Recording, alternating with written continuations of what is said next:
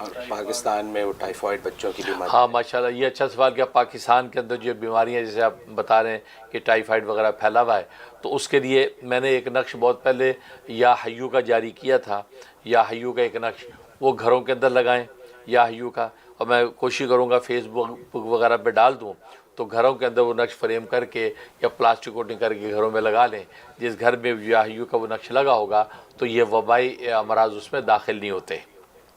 اور دوسرا آپ یہ کریں کہ تاکہ یہ وبائی امراض قریب نہ آئیں، اس کے لیے نوٹ کر لیں، تو انشاءاللہ اس سے فائدہ ہوگا۔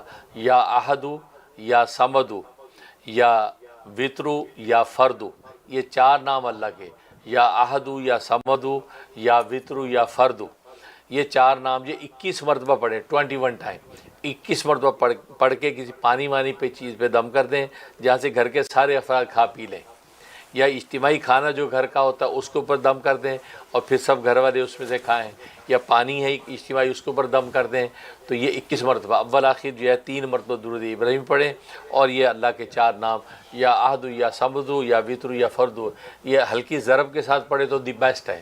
یہ احدو کی ضرب سیدھی طرف لگانی ہے، اور سمدو کی الٹی کی طرف، اور وطرو کی آسمان کی طرف، فردو کی جو ہے وہ دل کی طرف۔